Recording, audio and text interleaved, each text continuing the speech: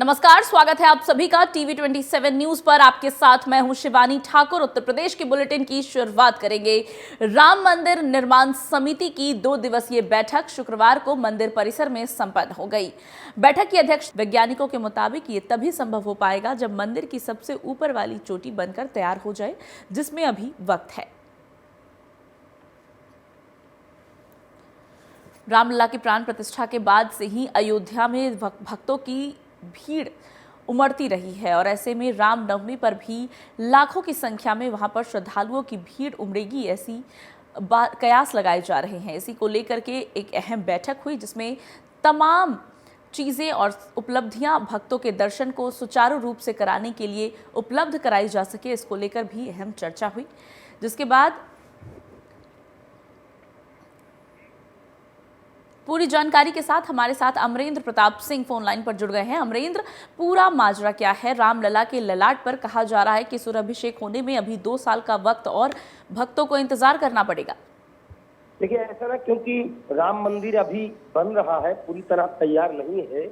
राम मंदिर का पहला फ्लोर बन गया था। पहला फ्लोर बनने के बाद भारत के प्रधानमंत्री नरेंद्र मोदी और उत्तर प्रदेश के मुख्यमंत्री योगी आदित्यनाथ ने रामलला की जो बाल मूर्ति है, बालक की मूर्ति का प्राण प्रतिष्ठा समारोह कर दिया, ताकि पूरे देश दुनिया में जो रामलला को मानने वाले हैं, रामलला के प्रति श्रद्धा रखने वाले लोग हैं, उनको दर्शन पूजन का जो लाभ है वो प्राप्त होना शुरू हो जाए। बावजूद इसके राम मंदिर अभी लगातार निर्मित हो रहा है और शिखर जो कि राम मंदिर का है वो सांवले कलर की मूर्ति की प्रतिष्ठा की गई है। उस मूर्ति में जो तिलक उसका लगाया गया है वो माणिक्य का उपयोग किया गया है। उसमें रूबी जो रत्न होता है माणिक्य, उसका उपयोग किया गया है। वो फाइन क्वालिटी का माणिक्य है। तो जब पूरा शिखर बन के तैयार हो जाएगा तो सूर्य भगवान किसी भी कोण में रहे, लेकिन उनकी किरणों का जो अक्ष है वो सीधे उस माणिक्य पर पड़ेगा। और बिल्कुल, तो जब तक शिखर बनकर तैयार नहीं होता तब तक सूर्याभिषेक रामलला के ललाट पर नहीं हो पाएगा। अमरेंद्र, आपका बहुत बहुत धन्यवाद इन तमाम जानकारियों के लिए। और अब बुलेटिन में आगे बढ़ेंगे। लोकसभा चुनाव और आगामी होली के त्योहार को लेकर मुरादाबाद पुलिस ने अवैध शराब के खिलाफ कार्रवाई की है। पुलिस ने कई घरों में छापेमारी की और हजारों लीटर शराब बरामद किया है। छापेमारी के दौरान पुलिस ने एक महिला समेत अन्य लोगों को हिरासत में भी लिया है। कार्रवाई के बाद एसएसपी हेमराज मीना ने कहा कि अवैध शराब और नशे का कारोबार करने वालों के लिए खिलाफ केस दर्ज करके गैंगस्टर एक्ट के तहत कार्रवाई की जाएगी और उनकी प्रॉपर्टी को सीज किया जाएगा।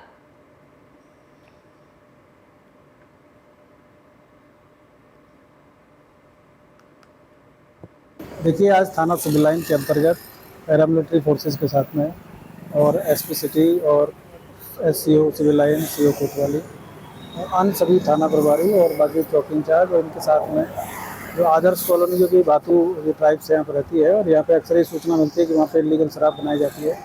आप सभी को जानकारी है कि अभी होली का जो त्यौहार है वो भी निकट भविष्य में है और चुनाव भी होने वाले हैं। तो उसी को देखकर आज हम सब लोगों ने यहाँ पे पूरी फोर्स के साथ में और करीब जो कंपनी पैरामिलिट्री फोर्सेस थी उनके साथ में पूरे एक एक घर की चेकिंग करी है और वहाँ से कुछ लोगों को अभी हिरासत में लिया गया है और उनके पास से कुछ जो इलीगल सामान है, जैसे ड्रग्स का कुछ सामान मिला है। कई जगह उनके यहाँ पे घरों में जो देसी शराब बनाने की जो भट्टियाँ हैं वो मिली है, उनको नष्ट किया गया था। शराब की बरामदगी हुई है।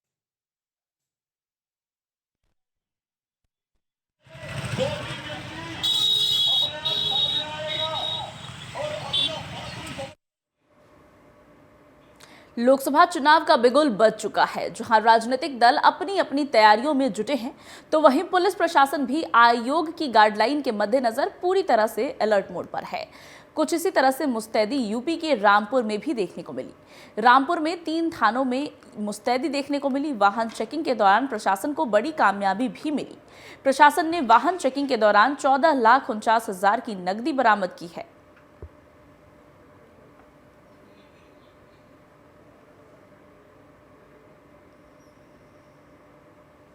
लोकसभा चुनाव को लेकर के पुलिस प्रशासन की तैयारी भी तेज होती नजर आ रही है। जहां रामपुर में वाहन चेकिंग के दौरान पुलिस को बड़ी कामयाबी मिली है। पीलीभीत के थाना बरखेड़ा क्षेत्र के गांव शेखापुर से एक शर्मनाक खबर सामने आई है। यहां पर एक महिला ने अपने नाबालिग पुत्री से छेड़छाड़ करने का आरोप लगाया है। महिला ने पुलिस अधीक्षक को शिकायत पत्र देकर बताया कि उसकी नाबालिग पुत्री 19 मार्च को खेत में घास काटने गई थी। जिस वक्त उसकी नाबालिग पुत्री खेत में घास काट रही थी, उस वक्त एक व्यक्ति कांति उर्फ शिव स्वरूप ने पीड़िता की नाबालिग पुत्री को बुरी नीयत से पकड़ लिया और उसके साथ अश्लील हरकतें की।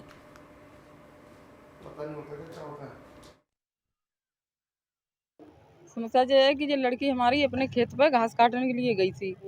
तो वो भैंसाग रहने वाला वो अपना खेत भरता था, अंजनिया चलाता था। तो इस लड़की से बोला कि लल्ली अगर घास काटे तो हमारे खेत में घास है। तो जब बोली कि तो इसने समझा कि इसकी उम्र है 40 साल की और हम जैसे इसने ऐसा थोड़ा ये करेगा। जो लड़की हमारी घास काटने के लिए चली गई उसके संग और उसने जाके लड़की को पकड़ लिया। हम घास काटने गए हैं, तभी जा बोले कि ले लो इतने आ जाओ, इतने अच्छी घास है यहाँ वे भैंसा आ गई हैं कांति नहीं कही। फिर देखो का कहे हैं कि दे दियो हैं।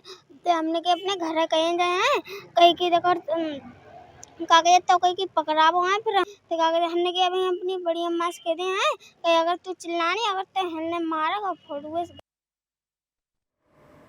बरेला से एटीएम काट कर पैसे चुराने का एक मामला सामने आया है। यहां दो छात्रों ने मिलकर एटीएम मशीन को काटा और पैसे लेकर भाग खड़े हुए। एटीएम मशीन को काटने पर सायरन बजने लगा, जिसके बाद पुलिस ने दोनों आरोपियों को पकड़ लिया। पूछताछ के दौरान जानकारी मिली कि दोनों छात्रों ने एटीएम काटने की जानकारी यूट्यूब से ली थी। आरोपियों में एक बीबीए का छात्र है तो दूसरा 8वीं पास बताया जा रहा है। कुछ लोग एटीएम में घुस के चोरी करने की नीयत से घुसे हैं और चोरी का प्रयास कर रहे हैं। इस सूचना पर थाना कैंट की पूरी टीम एक्टिव हुई और मुंबई से हम लोगों ने कुछ सीसीटीवी फुटेज भी बनाए, जिसके आधार पर उन दोनों युवकों की शिनाख्त कराई गई, जिसमें से एक अंकुर जो थाना कैंट का है जिसकी एज 22 वर्ष है, दूसरा मोहम्मद जाहिद वो भी कैंट थाना क्षेत्र का ही है जिसकी उम्र 20 वर्ष है। सीसीटीवी फुटेज के आधार पर शिनाख्त कराने के पश्चात शास्त्री चौक के पास इनकी गिरफ्तारी हुई। सर क्या लगता है कुछ वजह निकल कर के आई, क्योंकि पहले ही इस तरह की काफ़ी चोरियां बरेली में हुई हैं, इनका कोई आपराधिक इतिहास है? देखिए, जहाँ तक आपराधिक इतिहास की बात है, इस संबंध में DCRB SCRB के माध्यम से अभी जानकारी की जा रही है। अभी तक इनका कोई आपराधिक इतिहास लोकल थाने में प्रकाश में नहीं आया है। जहाँ तक क्यों कर रहे थे इसकी बात है तो इसमें ये नशेड़ी प्रवृत्ति के हैं और आवारा प्रवृत्ति के हैं और अपने महंगे शौकों के कारण। मैनपुरी से हत्या की एक खबर सामने आई है, जहां भाई ने ही भाई की हत्या कर दी है। ट्रैक्टर से कुचलकर एक भाई ने दूसरे भाई की हत्या कर दी और हत्या के बाद पेट्रोल डालकर जलाया। शव के मृतक की पत्नी की पुलिस से शिकायत हुई है और थाना घिथोड़ क्षेत्र का ये पूरा मामला बताया जा रहा है।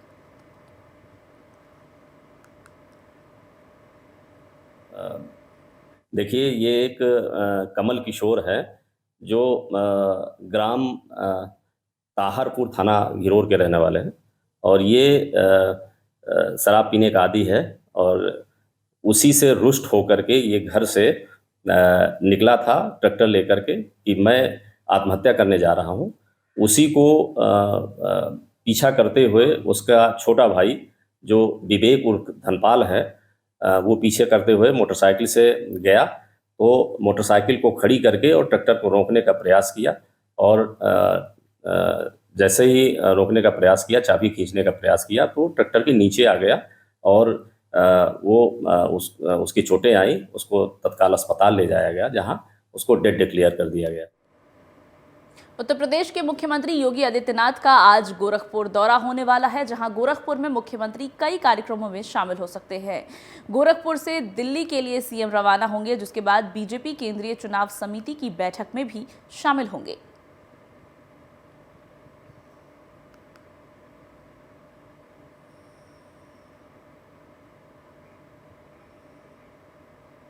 आगामी लोकसभा चुनाव को लेकर आरएलडी 28 मार्च से अपना प्रचार अभियान शुरू करेगी। जयंत चौधरी अभियान की शुरुआत करेंगे। इस वक्त की बड़ी खबर आपको दे रहे हैं, जहां पहले अमरोहा और बिजनौर जिलों का दौरा करेंगे जयंत चौधरी। अलग अलग चुनावी जनसभाओं को संबोधित भी करेंगे।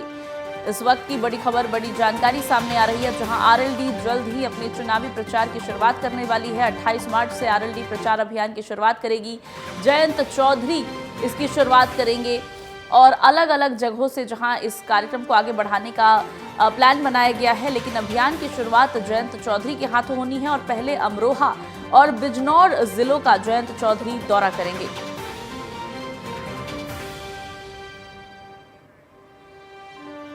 आगामी लोकसभा चुनाव के मद्देनजर आरएलडी जल्द ही अपना प्रचार अभियान शुरू करने वाली है। बताया जा रहा है कि 28 मार्च से आरएलडी प्रचार अभियान की शुरुआत करेगी। आरएलडी प्रमुख जयंत चौधरी इस अभियान की शुरुआत करेंगे, यानी कि चुनावी बिगुल का शंखनाद जयंत चौधरी करेंगे, पहले अमरोहा और फिर बिजनौर जिले से। और अब उत्तराखंड की खबरों की बात करेंगे। किन्नर अखाड़े की महामंडलेश्वर भवानी के नेतृत्व में आज करीब 1.5 दर्जन किन्नरों का एक दल खड़खड़ी शमशान घाट पहुंचा। उन्होंने पहले वहां पूजा की, फिर शमशान में जल रही चिताओं की राख एक दूसरे को लगाकर होली मनाई। हरिद्वार में इस तरह से किन्नरों को होली मनाते देख लोग चौंक गए। आमतौर पर बनारस के मणिकर्णिका घाट पर रंग एकादशी के अगले दिन इस प्रकार का आयोजन किया जाता है, जिसके पीछे शिव विवाह की कथा भी बताई जाती है। लेकिन हरिद्वार में ऐसा पहली बार हुआ जब किन्नरों ने शमशान में पहुंचकर होली मनाई।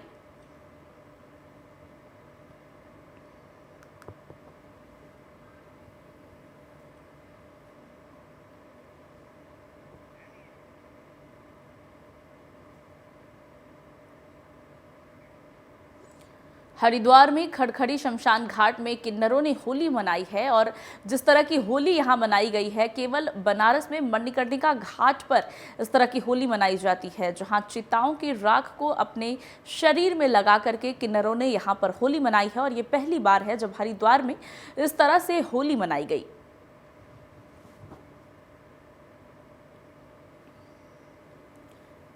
पहली बार मसाने होली का आयोजन किया गया है हरिद्वार में, जहां हरिद्वार के खड़खड़ी में शमशान घाट में किन्नरों ने होली मनाई है। किन्नर अखाड़े ने यहां पर होली मनाई, जिसमें उन्होंने चिताओं की राख को एक दूसरे को लगा करके होली मनाई है।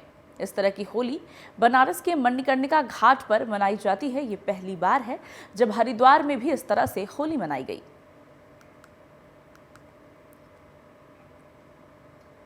धामी सरकार के 2 साल का कार्यकाल पूरा होने पर बीजेपी राज्य भर में कई बड़े कार्यक्रम आयोजित करेगी। इसके लिए पार्टी ने सभी मंत्री और वरिष्ठ पदाधिकारियों की ड्यूटी लगाई है। बीजेपी प्रदेश महामंत्री आदित्य कोठारी ने बताया कि 23 मार्च को सरकार के 2 साल पूरे हो रहे हैं। इस अवसर पर पार्टी की ओर से सभी जिलों में प्रेस कॉन्फ्रेंस के साथ ही गोष्ठियों का आयोजन भी किया जाएगा। उन्होंने कहा कि धामी सरकार ने 2 साल के कार्यकाल में कई ऐतिहासिक कार्य किए हैं। प्रदेश महामंत्री आदित्य कोठारी ने बताया कि पार्टी ने संगठन की दृष्टि से सभी 19 जिलों के पदाधिकारियों और मंत्रियों की ड्यूटी कार्यक्रम को लेकर लगाई गई है। अभी फोकस करने जा रहे हैं। एक तो उत्तराखंड सरकार के गठन के 2 वर्ष पूर्ण होने जा रहे हैं 23 मार्च को। तो 23 मार्च को हमने सभी जिला मुख्यालयों पर प्रेस वार्ता रखी है। प्रेस वार्ता के साथ ही बड़ी बड़ी गोष्ठियां भी जिला मुख्यालयों पर होंगी। हमारी सरकार के सभी कैबिनेट मंत्री, हमारे सभी वरिष्ठ पदाधिकारी, 19 हमारे संगठनात्मक जिले हैं, सभी जिला मुख्यालयों पर 23 तारीख को रहेंगे और सरकार की जो महत्वपूर्ण उपलब्धियां हैं, सरकार के जो कामकाज हैं, उन पर वहां चर्चा करें। लोकसभा चुनाव की तारीख नजदीक आते ही सभी प्रत्याशी जनता को अपनी उपयोगिता बताने में जुट गए हैं। इसी क्रम में बीजेपी हरिद्वार लोकसभा सीट के प्रत्याशी त्रिवेंद्र सिंह रावत ने मीडिया से बात करते हुए पीएम मोदी द्वारा डिजिटलाइजेशन के कार्यों की सराहना की और कहा कि लोगों को अधिक से अधिक डिजिटल माध्यम से ही पैसों का लेन देन करना चाहिए। इसके साथ ही केजरीवाल पर सवाल पूछने पर उन्होंने कहा कि कोर्ट ने उनको बहुत मौके दिए हैं, पर वो ईडी के सामने प्रस्तुत नहीं हुए। साथ ही उनका कहना है कि भ्रष्टाचारियों को जेल के सलाखों के पीछे होना चाहिए, उनका बाहर समाज में कोई काम नहीं है।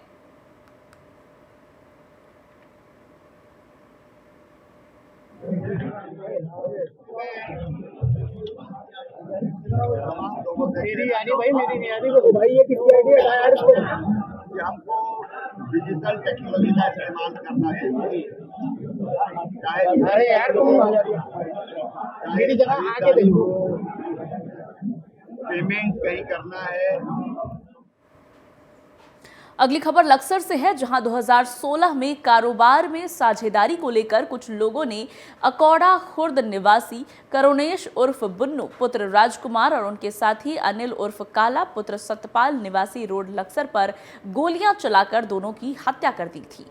मृतक अनिल के पिता ने 10 लोगों के खिलाफ मुकदमा दर्ज कराया था, जिस पर पुलिस ने मामले की जांच के बाद 10 लोगों के खिलाफ कोर्ट में चार्जशीट दाखिल की थी, जिसकी सुनवाई अपर जिला एवं सत्र चतुर्थ हरिद्वार के कोर्ट में चल रही थी, जिसमें अनिल मित्तल, बसेड़ी के फरखुद्दीन और एथल के रंजीत उर्फ राजा को दोषी करार देकर पुलिस ने पांचों को हत्या करने की धारा में उम्र कैद की सजा सुनाई है।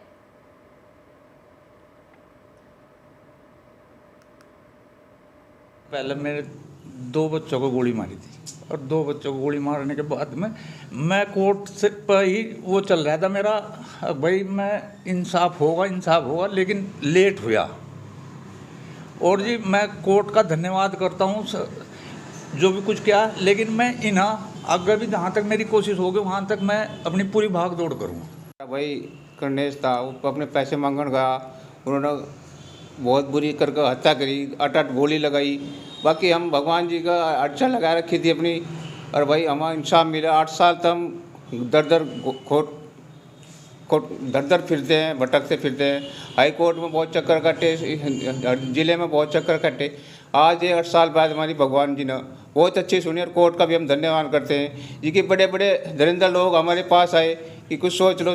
हमने कुछ सोच लिया भाई भगवान जी हमारे, और आज हमें बड़ा दुख का सौभाग्य देखना पड़ा कि आज हम इंसाफ करवा 5 लोगों को दी है। और हम ये कुमाऊं भर में एकादशी के बाद से महिलाओं की बैठकी होली का दौर शुरू हो गया है। मैदान से लेकर पहाड़ों तक बैठकी और खड़ी होली का आयोजन किया जा रहा है। वहीं किच्छा के समीपवर्ती पंत नगर निवासी वरिष्ठ नेत्री एवं उधम सिंह नगर जिले की प्रधान संघ की अध्यक्ष दीपा कंडपाल के आवास पर बैठकी होली का आयोजन किया गया, जिसमें महिलाओं ने होली गीत गाए और नृत्य किया। इस दौरान महिलाओं द्वारा विभिन्न स्वांग भी रचे गए। महिलाओं ने अबीर गुलाल का टीका लगाकर एक दूसरे को होली की शुभकामनाएं दी।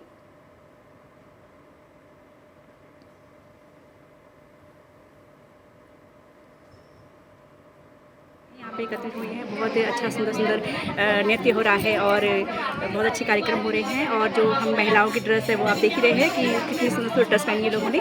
और अभी चाय पानी की व्यवस्था होगी, गुड़ के साथ सबका मुँह मीठा किया जाएगा और यहाँ पे गुजिया भी बनाई जाती है इसमें, और चिप्स वगैरह का भी किया जाता है। तो होली रंगों का त्यौहार है और जो है होली इंजॉय करें और रंगों से थोड़ा बच के रहे, पानी से ज़्यादा प्रयोग करें। और थोड़ा उत्तराखंड क्या वैसे पूरे देश भर में होली का एक पावन पर्व त्यौहार मनाया जाता है। विशेषकर हमारे उत्तराखंड में ज़्यादातर, क्योंकि वैसे हम शिवरात्रि से होली बैठक होली चलती है हमारे वहाँ उत्तराखंड में।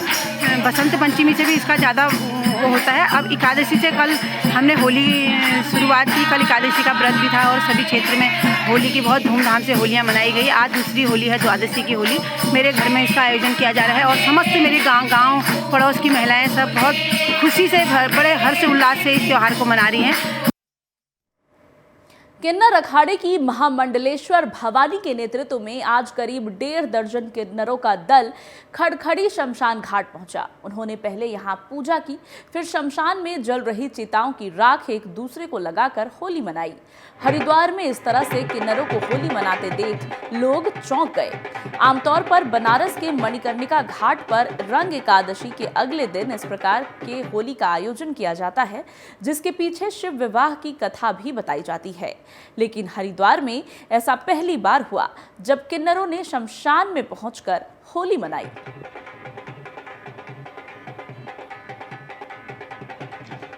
जय श्री महाकाल। मैं किन्नर अखाड़ा धर्म बेटी भवानी माँ और किन्नर धाम हरिद्वार से महामंडलेश्वर मोनिका। आज किन्नर धाम हरिद्वार से मस्तान होली खेली गई। हम सब लोगों ने, किन्नर समाज के लोगों ने जाके खूब धूम धड़ाके से होली मनाई। और हम लोगों को हिंदू धर्म से हम लोग हैं, सनातन धर्म से हम लोग हैं, तो हमको अपना पर्व बहुत अच्छे से मनाया जाता है। हमेशा से प्रयागराज में और कई शहरों में ये पर्व मनाया जाता था। अब इस साल से ये हरिद्वार में भी शुरुआत हो चुकी है। हमारे सनातन धर्म के बच्चे हम लोगों को सपोर्ट कर रहे हैं, हम लोग सपोर्ट कर रहे हैं, हम आ रहे हैं, जा रहे हैं और बड़े धूम धड़ाके से सारे किन्नर समाज के समुदाय के साथ ये होली मनाई गई। सब लोगों ने बहुत सपोर्ट किया, सब लोगों ने बहुत साथ दिया और सब लोगों को होली की हार्दिक शुभकामनाएं। मैं इस बुलेटिन में फिलहाल इतना ही। खबरों का सिलसिला आगे भी लगातार जारी है। आप देखते रहिए TV 27 न्यूज़।